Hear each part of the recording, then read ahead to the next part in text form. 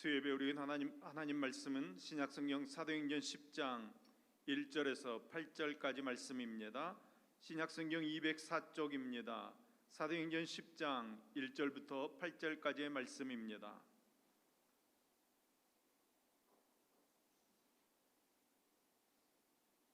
사도행전 10장 1절부터 8절까지 말씀을 저와 여러분이 같이 한 목소리로 읽겠습니다.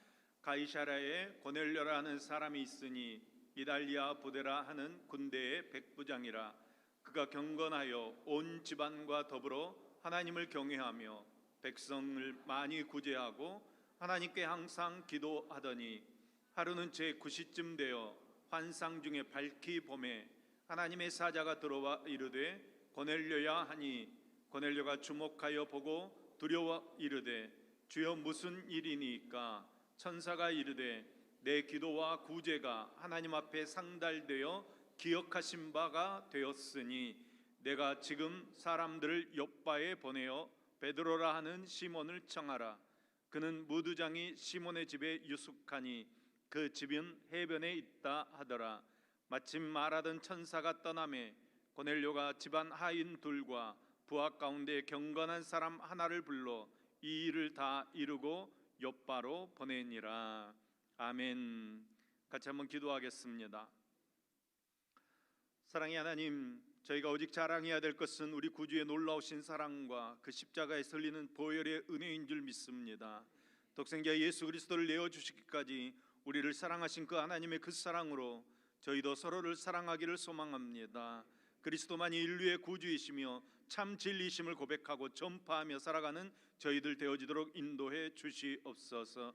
성탄절과 연말을 맞이해서 어려운 이웃들과 고난과 환난 가운데 있는 형제들에게도 함께하여 주시고 위로하여 주시고 새 힘을 얻도록 은혜 베풀어 주시옵소서. 오늘 또 우리에게 주실 말씀을 기대합니다. 주님의 말씀을 받아들이도록 우리의 마음을 준비해 주옵소서. 우리를 잠잠케 하옵시고 주님의 말씀만이 들려지도록 역사하여 주시옵소서. 들려지는 그 말씀에 우리가 아멘하게 하시고 그 말씀 따라 복받는 능력의 삶 살도록 붙들어 주시옵소서. 우리에게 말씀하여 주시는 예수님의 이름으로 기도합니다. 아멘. 1908년 꽃보다 더 아름다운 17살의 어린 나이에 시집을 가는, 그런데 첫날 밤부터 남편에게 철저하게 외면당하고 무시당한 한 많은 여인이 있습니다. 결혼하자마자 생가부로 살았던 이 여인은 평생 다른 여자와 사는 남편을 만나서 남편의 사랑 한 번 받지 못하고 자식 하나 낳지 못했습니다. 20년간을 그렇게 시집살이 했습니다. 시부모가 돌아가시자 친정 오빠가 살고 있던 목포에 가서 단칸 새 방을 얻어 싹 바느질을 하며 살아갑니다. 몸도 마음도 너무 지쳐 있었던 1927년 어느 날 손님이 찾아왔습니다. 자신과 비슷한 또래의 점잖은 부인이었는데 가방에서 성경책 찬송가를 꺼내더니 예수 믿으라고 전도하는 것입니다. 무슨 말인지 하나도 못 알아들었습니다. 그렇지만 삶에 낙이 없고 외로웠던 여인에게 누군가 친근하게 말동무가 되어주는 것만으로도 너무너무 좋았습니다. 기뻤습니다. 친구처럼 두 사람의 대화는 오랜 시간 계속되었습니다. 처음 보는 부인 앞에서 자식도 남편도 없는 사람이라는 지난날의 그 가슴 아픈 이야기를 다 털어놓았습니다. 전도하러 온 여인의 손을 잡고 다음 주일에 교회를 나갔습니다. 이 교회에서 예수님 만나게 되고 당대의 위대한 부흥사였던 이성봉 목사님을 만남으로 새로운 인생이 시작되었습니다. 여러분, 이 여인이 순교자 문중경 전도사입니다. 고단한 인생을 사는 외로운 여인을 하나님께서 찾아오신 것입니다.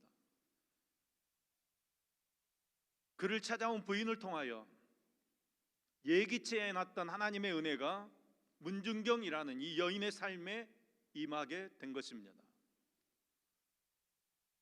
오늘 말씀의 주인공인 로마 장교 백부장 고넬료가 바로 그런 예기치 않은 하나님의 은혜를 받은 사람입니다. 당시만 하더라도 복음은 유대인에게만 전해졌습니다. 이방인으로서는 처음 이제 고넬료가 예수 믿는 은혜를 받게 되는 것입니다. 고넬료가 구원받은 사건, 그리고 그 파장을 다룬 내용을 사도행전은 아주 심도 있게 다루고 있습니다. 이 사건이 10장 1절에서부터 11장 18절까지 66절에 걸쳐서 나오고 있습니다. 한 사건으로는 사도행전에서 가장 많은 분량을 차지하고 있는 내용입니다. 그만큼 사도행전에서 중요하게 다루는 구원 사건입니다. 고넬료로 시작해서 복음이 이제 이방 안디옥 그리고 소아시아 지역으로 나아가 로마까지 확장되어집니다. 고넬료가 예수 믿은 사건은 이방인 선교의 시발점이 되어지는 것입니다. 고넬료가 예수 믿게 된 것은 스스로 계획했던 일이거나 의도된 일이 전혀 아닙니다. 하나님께서 주도적으로 하신 일입니다. 하나님의 계획이요 하나님의 행동입니다. 그저 하나님의 계획을 선물로 받아들였을 뿐입니다. 다음 주에 보겠지만 고넬료를 구원하시기 위해 사도 베드로를 보내십니다. 베드로는 고넬료를 알지 못했는데 하나님께서 베드로에게 나타나셔서 환상을 주시고 고넬료에게 가서 복음 전하도록 지시하십니다. 여러분, 베드로의 계획이 아닙니다. 하나님의 구원 계획을 베드로도 그저 받아들일 뿐입니다. 여러분, 여기서 우리는 중요한 것을 깨닫습니다. 한 사람을 살리는 구원의 그 드라마는 전적으로 하나님의 계획을 따라 이루어진다는 것입니다. 사람들은 전혀 예상하지 못한 일입니다. 생각지도 못한 일입니다. 예기치 않은 하나님의 은혜가 임하는 것입니다. 하나님의 무조건적인 은혜로 고넬료를 택해 주시고 고넬료를 이방 선교의 통로로 세워 가시는 것입니다. 예레미야 18장 6절 말씀입니다. 여호와의 말씀이니라 이스라엘 족속아 이 토기장이가 하는 것 같이 내가 능히 너희에게 행하지 못하겠느냐. 이스라엘 족속아 진흙이 토기장이 손에 있음 같이 너희가 내 손에 있느니라. 아멘. 아멘. 토기장이가 진흙으로 그릇을 만들 때 토기장이 마음대로 만들듯이 고넬료는 하나님의 손에 붙들린 진흙이었습니다. 여러분, 고넬료만이 아닙니다. 저와 여러분들도 하나님의 손에 붙들린 진흙과 같은 것입니다.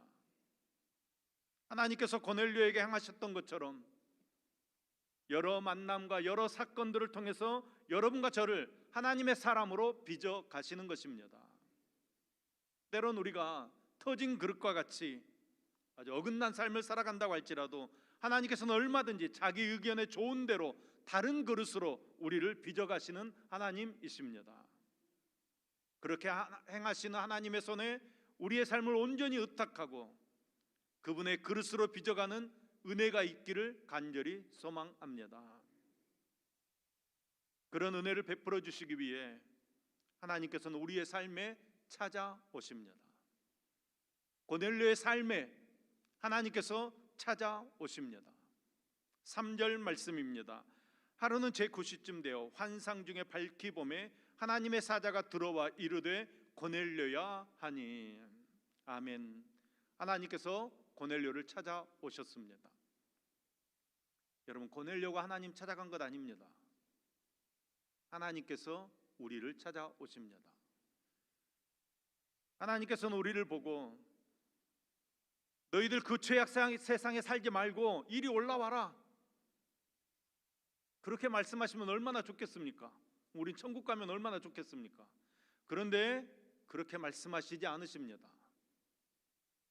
하나님께서 우리를 찾아오십니다. 죄악 세상 가운데 문제투성이 우리의 삶 속에 아픔을 겪고 있는 우리 교회에 바로 이곳에 하나님께서 친히 찾아오십니다. 우리에게 찾아오시는 그분은 예수 그리스도이십니다. 인간의 몸으로 오십니다. 하나님으로 가지고 계셨던 그 무한성, 영원성, 초월성 다 버려버리시고 제한된 시간과 공간 속에 태어나셔서 때로는 가슴 아파하시고 배고픔도 겪으시고 수치와 모욕을 당하시고 결국 피조물들에게 죽임당하시고 무덤에까지 내려가시는 인간의 몸으로 사신 것입니다. 하나님으로서 누릴 수 있는 모든 영광 스스로 포기하셨습니다. 왜 그렇게 하셨습니까? 예수님께서 이렇게 가난하게 되심은, 예수님께서 이렇게 낮아지심은 우리를 부요하게 하시기 위함입니다. 강자의 자리로 약자를 끌어올리는 방식을 택하지 아니하시고 최고의 강자이셨지만 친히 약자의 자리로 내려오셔서 그들의 짐을 함께 지시고 그들을 다 챙기셔서 영광의 자리로 함께 올라가자고 말씀하시는 것입니다. 여러분, 그분이 우리 주님인 줄로 믿습니다. 우리도 주님과 함께 하기를 간절히 소망합니다. 바울 사도는 이런 주님의 은혜를 체험하고 이렇게 주님을 찬양합니다. 빌립보서 2장 6절에서 8절까지의 말씀입니다. 그는 근본 하나님의 본체시나 하나님과 동등됨을 취할 것으로 여기지 아니하시고 오히려 자기를 비워 종의 형체를 가지사 사람들과 같이 되셨고 사람의 모양으로 나타나사 자기를 낮추시고 죽기까지 복종하셨으니 곧 십자가에 죽으심이라. 아멘. 여러분, 이 땅에 메시아로 오셔서 우리를 위해 속죄로 죽으시고 부활하신 예수님께서 내 마음의 만왕의 왕으로 만주의 주로 자리 잡고 있는 한 우리는 결코 실패하지 않습니다. 흔들리지 않습니다. 여러분, 모든 문제 가운데 예수님 찾아오셔서 우리를 붙잡아 주실 줄로 믿습니다. 여러분, 우리를 찾아오신 주님을 만날 수 있기를 소망합니다. 우리의 아픈 자리, 우리의 병든 자리, 우리의 넘어진 자리, 우리의 실수한 자리, 우리의 냄새나는 그 자리, 지쳐 쓰러져 있는 그 자리에 주님께서 반드시 찾아오실 줄로 믿습니다. 거기에서 우리의 연약함을 만져주시고 우리의 실수를 다 용서해 주시고 우리의 더러운 몸 다 깨끗하게 씻겨주시고 우리의 축 처진 어깨 붙들어 주시어서 우리에게 새 힘을 주실 줄로 믿습니다. 이런 은혜를 받은 바울 사도는 이렇게 담대하게 외칩니다. 고린도후서 6장 8절에서 10절까지 말씀입니다. 영광과 욕됨으로 그러했으며 악한 이름과 아름다운 이름으로 그러했노라. 우리는 속이는 자 같으나 참되고 무명한 자 같으나 유명한 자요 죽은 자 같으나 보라 우리가 살아있고 징계받은 자 같으나 죽임당하지 아니하고 근심한 자 같으나 항상 기뻐하고 가난한 자 같으나 많은 사람을 부요하게 하고 아무것도 없는 자 같으나 모든 것을 가진 자로다. 아멘, 아멘. 여러분, 이것이 주님을 만난 성도의 실존입니다. 우리 믿는 사람들은 세상 사람들이 보기에는 무명한 자 같지만 하나님 보시기에는 유명한 자인 줄로 믿습니다. 근심한 자 같으나 우리는 항상 기뻐합니다. 가난한 자 같지만 많은 사람을 부요하게 하는 능력의 삶을 살아갑니다. 아무것도 없지만 모든 것을 가지고 행하는 믿음의 사람들입니다.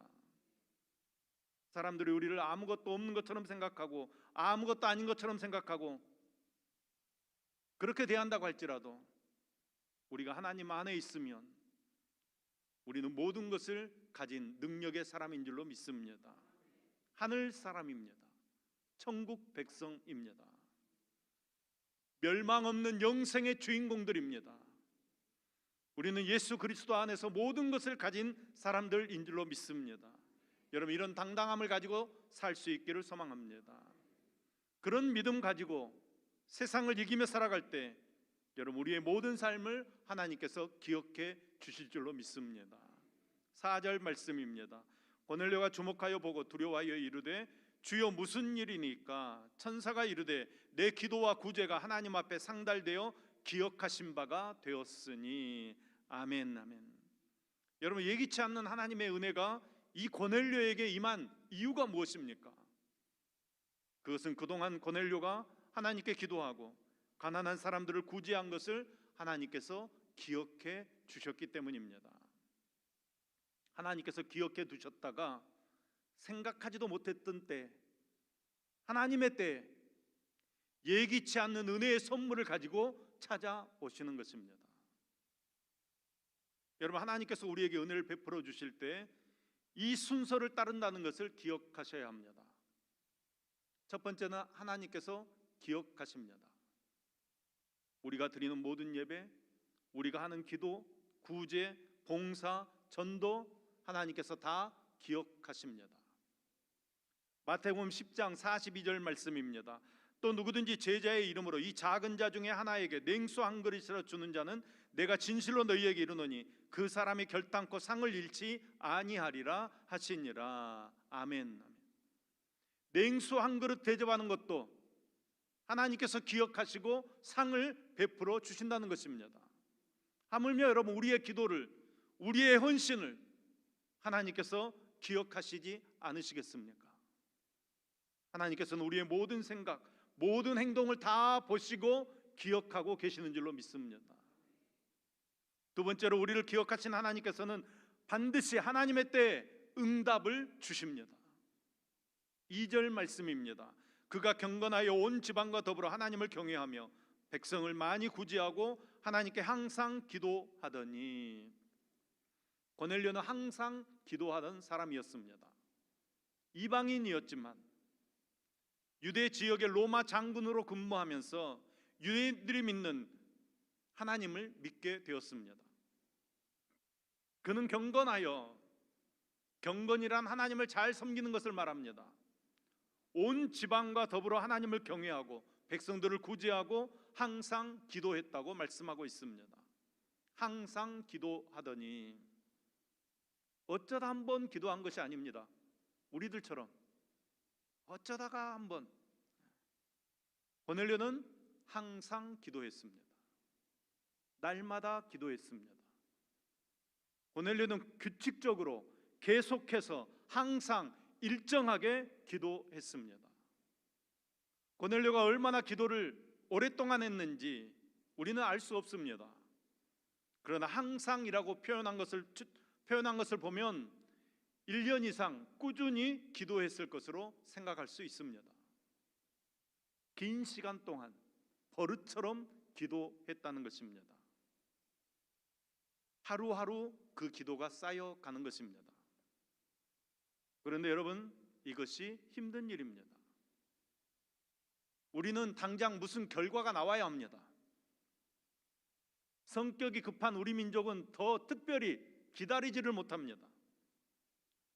여러분, 신앙은 효과 없음과의 싸움입니다. 항상 기도하셔야 합니다. 하나님의 시간이 언제인지 우리는 알지 못하기 때문에 항상 계속해서 기도해야 합니다. 그런데 그것이 힘든 일입니다. 효과 없지만, 응답이 없지만 계속해서 항상 기도하는 것이 무척이나 힘든 일입니다. 그러나 기도를 멈추시면 안 됩니다. 우리가 기도할 때 어떤 기도는 바로 응답이 오기도 합니다. 히스기야가 병들어 죽게 되었을 때 하나님 앞에 나아가 심히 통곡하며 기도합니다. 그때 하나님께서 바로 응답해 주십니다. 열왕기하 20장 5절 말씀입니다. 내가 내 기도를 들었고 내 눈물을 보았노라. 내가 너를 낫게 하리니 내가 3일 만에 여호와의 성전에 올라가겠고 내가 내 날에 15년을 더할 것이며. 아멘. 히스기야의 기도에 하나님께서 곧바로 응답해 주셨습니다. 그러나 선지자 하박국의 기도에는 하나님의 응답이 더딥니다. 하박국 1장 2절 말씀입니다. 여호와여, 내가 부르짖어도 주께서 듣지 아니하시며 어느 때까지리까? 내가 강포로 말미암아 외쳐도 주께서 구원하지 아니하시나이다. 아멘. 하박국은 열심히 기도합니다. 그런데 응답이 없습니다. 하나님께서 침묵하시는 것입니다. 그러다가 하박국 2장에 가면 하나님의 응답이 나옵니다. 하박국 2장 3절 4절 말씀입니다. 이 묵시는 정한 때가 있나니 그 종말이 속히 이르겠고 결코 거짓되지 아니하리라. 비록 더딜지라도 기다리라. 지체하지 않고 반드시 응하리라. 보라, 그의 마음은 교만하며 그 속에서 정직하지 못하나 의인은 그의 믿음으로 말미암아 살리라. 아멘.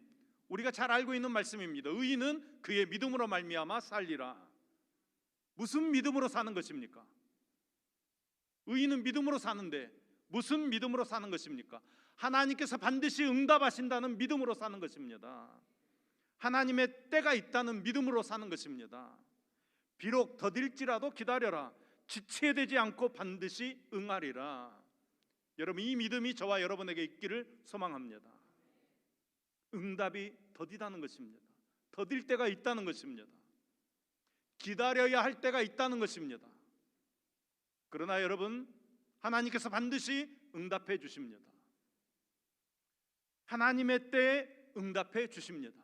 우리는 그것을 믿음으로 기다리는 것입니다. 고넬료의 기도에 응답해 주신 하나님께서 저와 여러분의 기도에 반드시 응답해 주실 줄로 믿습니다.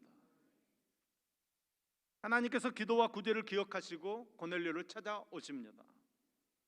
응답해 주시는 것입니다. 5절 말씀입니다. 내가 지금 사람을 욥바로 보내어 베드로라 하는 시몬을 청하라. 아멘. 여러분, 응답하신 주님께서 고넬료를 향해서 뭐라고 명령하십니까? 사도행전 11장 13절 14절 말씀을 보면 이렇게 그 내용을 밝히고 있습니다. 그가 우리에게 말하기를 천사가 내 집에 서서 말하되 내가 사람을 욥바로 보내어 베드로 하는 시몬을 청하라. 그가 너와 내 온 집이 구원받을 말씀을 내게 이르리라 함을 보았다 하거늘. 아멘. 하나님의 명령은 베드로 사도를 청해서 복음을 들으라는 것입니다. 여러분, 복음을 듣는 것보다 더 큰 선물은 없습니다. 여러분, 복음이 무엇입니까? 예수님께서 그리스도 주님이시며 예수님께서 하나님의 아들이십니다. 예수 믿으면 구원 얻습니다. 예수 믿으면 평강 얻습니다. 예수 믿으면 치료 받습니다. 예수 믿으면 축복 받습니다. 예수 믿으면 영원히 잘 됩니다. 예수 믿으면 범사가 잘 되는 것입니다. 예수 안에 인생의 해답이 들어 있습니다. 예수 안에 모든 축복이 다 들어 있습니다. 아멘. 여러분, 이 소식이 복음입니다. 예수님을 전해 듣는 것입니다. 여러분, 예수님을 전해 듣는 것이 지상 최대의 축복입니다. 오늘 이 예수 그리스도의 복음을 전해 듣는 저와 여러분 될 수 있기를 예수님의 이름으로 축원합니다. 그러면 여러분, 이 예수님의 복음을 누구에게서 전해 듣는 것입니까? 천사가 고넬료에게 뭐라고 말씀했습니까? 베드로 사도를 청하라. 그에게 복음을 들어라 말씀하십니다. 여러분, 신학 시대로 넘어오면서 천사가 직접 복음을 전해주지 않습니다. 사도를 청하여 들어라. 여러분, 이것이 바로 교회의 질서이고 은혜의 통로입니다. 오늘 우리는 주님의 말씀을 듣기 위해 주의 종들을 수시로 청해야 합니다. 주의 종에게 말씀을 청하는 신자가 주님을 청하는 신자입니다. 그러므로 무엇을 결정하기 전에 먼저 주의 종을 청하시기 바랍니다. 그래서 주님의 말씀을 전해 듣는다면 하나님의 음성을 듣게 될 줄로 믿습니다. 하나님의 명령에 순종하여 고넬료는 부하들과 경건한 사람 한 사람을 이렇게 셋을 불러서 욥바에 머무르고 있는 베드로 사도를 모셔오라고 욥바로 보내게 됩니다. 여러분, 하나님의 말씀에 순종해야 복을 받습니다. 순종해야 은혜 받을 수 있습니다.